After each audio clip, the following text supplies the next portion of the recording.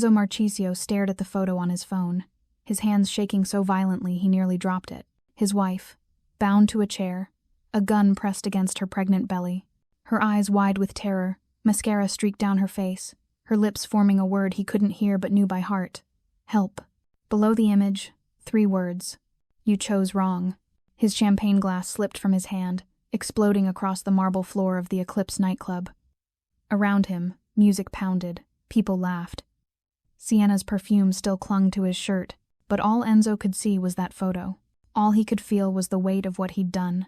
1 hour earlier, that same phone had buzzed in his jacket pocket, where it lay on the velvet seat beside him. Enzo pulled it out, glanced at the notification. Wife, then slid it back into his pocket, face down. Smart man, Sienna whispered, her hand tracing his jaw. She was a business associate who'd become something more, or at least something convenient. Someone who made him feel young, reckless, free from the weight of impending fatherhood. She'll survive 1 night without you, he smirked. She always does, but Elizabeth wasn't surviving. She was 8 months pregnant, standing alone under a broken street lamp, rain hammering down against her blonde hair, her fingers numb as she tried to call him one last time. Behind her, a dark SUV crept forward, headlights cutting through the storm. A gloved hand shot out. Elizabeth's phone hit the pavement, screen shattering, Enzo's name still glowing in the rain. Her scream was swallowed by thunder. And Enzo? He was ordering another drink, completely unaware that Dmitri Konstantin's men were filming him from across the club, documenting every laugh, every touch, every moment of his betrayal. Now, staring at that photo, Enzo finally understood. While he was choosing temptation, someone else was choosing revenge, and his pregnant wife was paying the price. What happens next will break your heart, but what Enzo learns about love, trust, and showing up might just change how you see your own relationships. If this story is hitting different, do me a favor. Hit that subscribe button so you don't miss what comes next. Because this isn't just about Enzo's redemption, it's about understanding what real love actually looks like when everything's on the line. Enzo's tires screamed against the asphalt as he tore through red lights, his knuckles white against the steering wheel. He slammed the brakes in front of their estate, the car skidding sideways across the gravel driveway. The front door stood open, not unlocked. Open, swinging gently in the wind. "Elizabeth!" His voice cracked as he sprinted inside. "Elizabeth!" Silence. Her book still open on the couch, a half-empty teacup on the counter, still warm. She'd been here, recently. His phone buzzed. Elizabeth's wedding ring sat on a concrete floor, a single drop of blood beside it. Below it, "She called you 11 times. You answered 0. Enzo's legs buckled. 11 times. She'd called him 11 times while he was. The phone buzzed again. A video. Because whatever was on that video, he knew one thing with absolute certainty. He deserved to watch every second of it. Enzo pressed play. The video was dark, grainy, an abandoned warehouse. Concrete pillars, rusted chains, a single hanging bulb. Elizabeth sat in a metal chair, wrists zip-tied behind her back, ankles bound. Her blonde hair hung in wet tangles across her face, her gray coat clinging to her swollen belly. She was shivering. "Please," her voice barely a whisper. "My husband will. Your husband is busy." Elizabeth's face crumpled. "He'll come. When he finds out. He already knows." The camera showed another phone screen. Enzo at the Eclipse, Sienna leaning against him, both laughing. Timestamp, Ixnant and Quanard and 70 p.m. The exact time Elizabeth had called. Her face went white. "No, he chose her over you, while you were being dragged into our van." Screaming his name, he was drinking champagne. A sob tore from Elizabeth's throat. "Enzo." The video cut to black. Elizabeth's voice broken. "If you're watching this, I kept waiting. I kept believing you'd come. Even when I couldn't breathe." The audio cut off. Then, 72 hours. Then we sent her back in pieces. Starting with what you care about least her heart. Enzo's office looked like a war zone. Papers scattered. Surveillance photos pinned to walls. His entire inner circle crammed inside. "Run it again," Enzo demanded, voice hoarse. His tech specialist, Julian, hesitated. "Boss, we've analyzed it 6 times. I said run it again." Julian obeyed. Enzo forced himself to watch Elizabeth's face, to see the exact moment she realized he'd abandoned her. There, Enzo froze the frame. That chain. Zoom in. The chain had a manufacturer's stamp barely visible, corroded. Kovach Industrial Supply, Julian read. Shut down in 2019, but 3 warehouse locations. I know where they are. Every head turned. Luca Bastian stood in the doorway. Enzo's oldest friend, most trusted lieutenant. Kovach stored shipments for the Constantine family, Luca said. Before we pushed them out, Enzo's blood ran cold. Constantine. 5 years ago, Enzo had destroyed the Constantine syndicate. He'd thought he'd wiped them out. If it's them, Luca said quietly, this isn't just a kidnapping. It's an execution. They want you to watch her die. Then we move now. All 3 locations. It's a trap. I don't care. You should. They took your heir. Your legacy. They know you'll sacrifice everything. Enzo stared at his oldest friend, something cold creeping up his spine. How do you know all this? Luca met his eyes. Because if I wanted to destroy you, it's exactly what I'd do. The room went silent. Enzo's hand drifted toward his gun. Enzo went alone. The message had been clear. Come alone, or we start cutting. The first warehouse loomed ahead, rusted metal and shattered windows. He stepped out, leaving his gun behind. I'm here. I'm unarmed. A floodlight snapped on, blinding him. A figure emerged, tall, masked. Strip, prove you're not wired. Enzo obeyed. Jacket, shirt, shoes, standing nearly naked in the freezing night. The man scanned him with a device, then stepped back. Walk forward. The warehouse swallowed him. Stop. A bulb flickered overhead. The metal chair sat empty. Where is she? Not here. Rage exploded. You said, we never said which warehouse. There are 3 locations. You're at the wrong one. Your wife is at one of the other 2, dying. Choose wrong again, and you'll find her corpse. The light died. Enzo grabbed his phone from his jacket. 2 addresses. East Harbor, Pier 14. North Industrial, Building 7. 30 minutes to decide. Enzo stared at the 2 addresses. One was Elizabeth. One was a trap. East Harbor 8 minutes, but obvious. North Industrial 15 minutes, matched the video's aesthetic. His phone rang. Luca, let my teams handle both. No, they said come alone. Enzo, listen. I'm done listening. I trusted you, trusted my instincts, and look where that got us. Silence. Which would you choose? Enzo asked, voice breaking. North Industrial. The video showed moisture damage, industrial decay. They'd want total isolation. It made sense. But something in Enzo's gut twisted. You knew about Constantine, about the warehouses. You knew Elizabeth was alone because I told you I'd be at the eclipse. Enzo, you're the only person who knew everything. After everything, you don't believe. If I choose wrong, and she dies, I will burn this city. He hung up. His phone buzzed. A 10-second video. Elizabeth's face battered, exhausted, alive. Her lips moved, forming 3 silent words. Trust your heart. Not logic, not strategy. His heart. And his heart screamed. East Harbor. He gunned the engine. Enzo's car skidded outside Pier 14. The warehouse loomed, boarded windows, chained doors. The chains had been cut. Fresh. He tore inside. Elizabeth. Elizabeth. A faint whimper. He ran toward it. There, under a single bulb, Elizabeth sat bound to a chair. Her head hung forward, body limp. Elizabeth. He skidded to his knees, lifting her face. Her eyes fluttered open. Enzo, I'm here. No, you need to. A slow clap echoed. Touching, a voice said. Really? A figure stepped into light. Tall, scarred from temple to jaw. Dmitri Constantine. Surprise. Miss me? Enzo stood between Dmitri and Elizabeth. Let her go. Your fight is with me. Killing you isn't enough. I need you to suffer first. The way I suffered when you murdered my family. Then take your shot, but let her go. No. He turned the gun toward Elizabeth. Enzo lunged forward. The gunshot was deafening. Pain exploded through Enzo's shoulder. He hit the ground but forced himself up, blood soaking his shirt. Enzo. Elizabeth screamed. Stay down. He clutched his shoulder, facing Dmitri. Again. Shoot me again. As many times as you want. But you will not touch her. Dmitri stared, something flickering in his eyes. You really do love her. Even after everything, you'd die for her. I'd die 1,000 times for her. Because she's the only thing that ever made me human." Dmitri lowered his gun, then raised it to his own temple. "My brother told me revenge wouldn't fix anything. I didn't believe him." His finger tightened. "But watching you bleed for her, maybe he was right. Maybe some wars can't be won." "Dmitri." The second gunshot echoed. Dmitri crumpled. For a moment, only Elizabeth's breathing in distant waves. Enzo crawled to his wife, cutting her restraints, pulling her against him as sirens wailed. "I'm sorry," he whispered.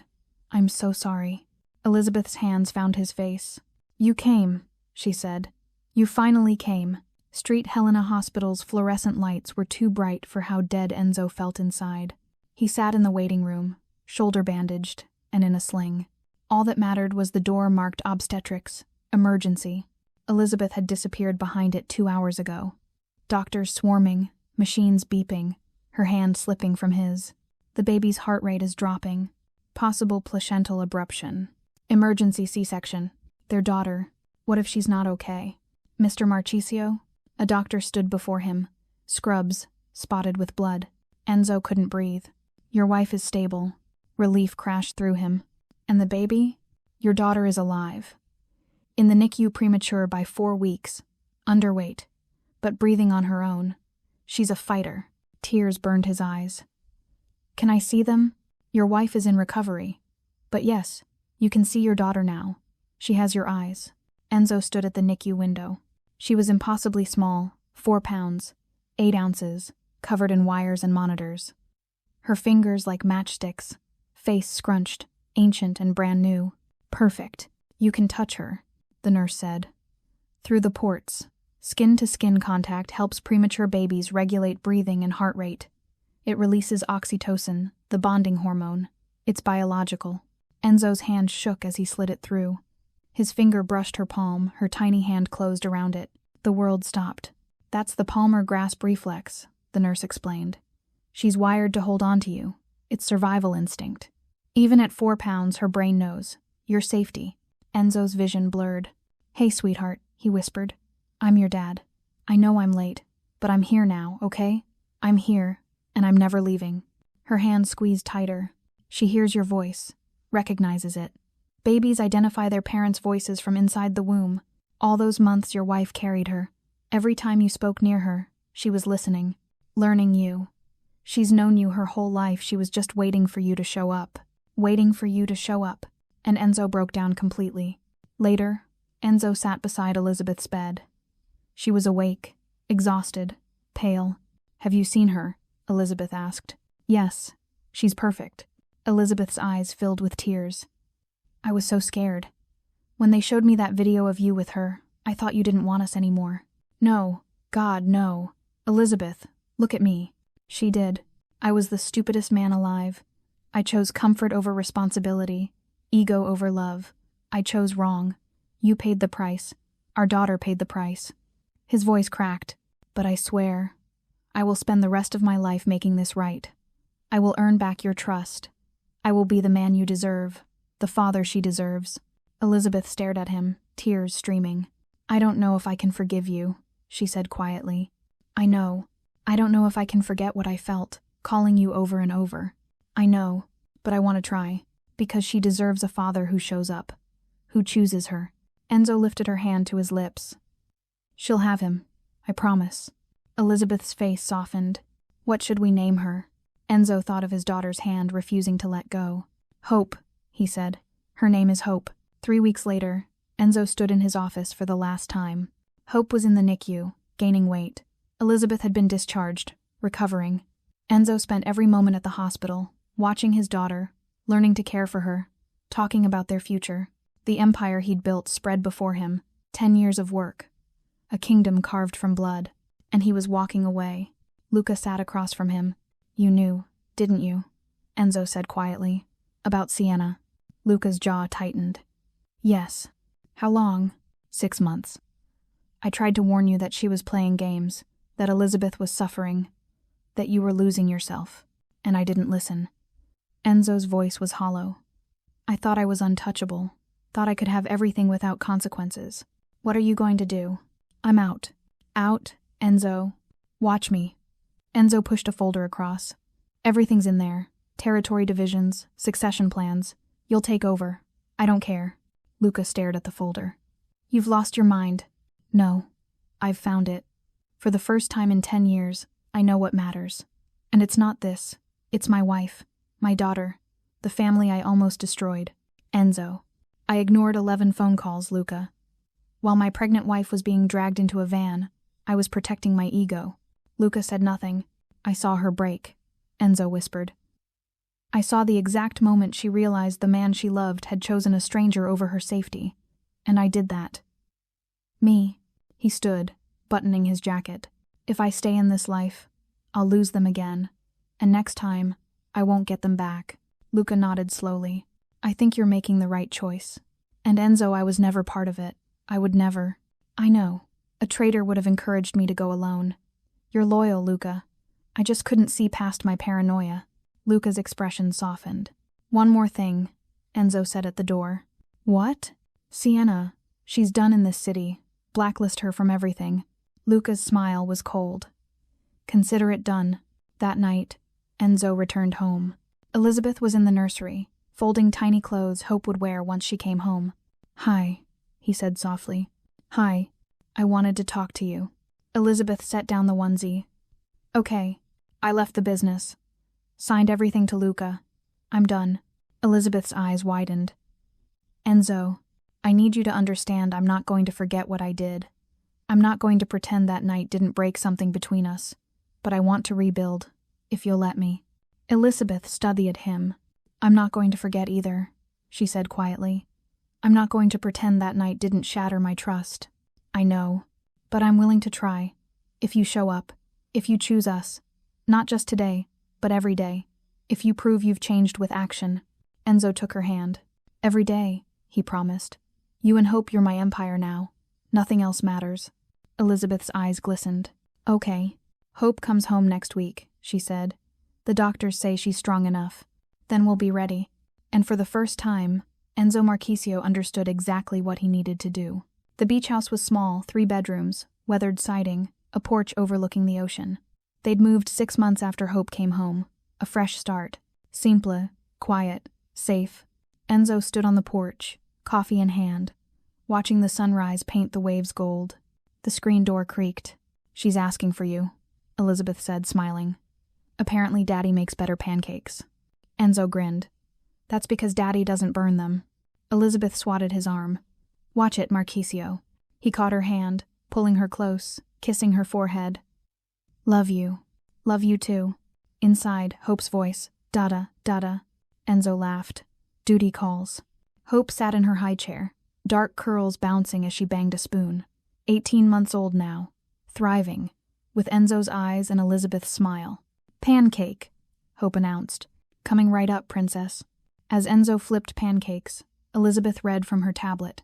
Says here that consistency is more important than perfection in parenting, Elizabeth said. That children don't need perfect parents, they need parents who show up reliably, who repair ruptures when they mess up, who demonstrate that love isn't about never failing, it's about always coming back. Enzo set down the spatula, turning to her. You're reading parenting articles? We both should. Elizabeth looked up seriously. What happened to us, the neglect, the broken trust? It's a pattern that gets passed down if we don't break it. Children learn what love looks like by watching their parents. If we want Hope to know she's worthy of real love, of partners who answer when she calls, of people who choose her consistently, we have to show her. Enzo sat beside her. What else does it say? That emotional neglect works like this. Small dismissals build up. One ignored call, one missed moment, one chosen distraction, none catastrophic alone, but they accumulate. They become a pattern. And patterns become the story someone tells themselves about their worth. She looked at Enzo. For months before that night, I was telling myself, I'm not important enough for him to answer. I'm not interesting enough to keep his attention. My needs are burdens. That's what emotional neglect does. It quietly convinces you that you're asking for too much by asking to be seen. Enzo's throat tightened. Elizabeth. But here's the thing, Elizabeth continued. The article says broken trust can be rebuilt, but only through consistent action over time, not grand gestures, not apologies, consistency, showing up when you say you will, answering when she calls, being present, not just physically but emotionally. That's what rewires the broken patterns. She took his hand. You've been doing that, Enzo, every single day for 18 months. And I need you to know, I see it. Hope sees it. And slowly, my brain is learning to trust again that when you say you'll be here, you will be. Enzo's eyes burned. I'll never stop showing up. I know. Elizabeth squeezed his hand. And that's how we break the cycle. That's how we teach Hope that love isn't about perfection, it's about commitment. It's about someone choosing you, over and over, even when it's hard. Especially when it's hard. Hope held up a syrup-covered hand. Dada. Mess. Enzo laughed, grabbing a napkin to clean her fingers. And as he wiped away the syrup, he realized, this sticky fingers, sleepless nights, toddler tantrums, Elizabeth's laugh, Hope's first words, the daily choice to show up, this was the empire that mattered, and he'd protect it with everything he had. Not with guns or power or fear, but with something far more powerful. Showing up, every single day, because that's what real love looked like, and that's what his daughter would learn love is. Enzo learned the hardest way possible that showing up matters more than any empire you can build. If this story made you think about the people in your life who deserve your presence, not just your promises, hit that like button. And if you believe that broken trust can be rebuilt through consistent action, subscribe so you never miss a story that reminds you what truly matters. Because sometimes, we all need to be reminded. The people who love us aren't asking for perfection. They're just asking us to answer when they call.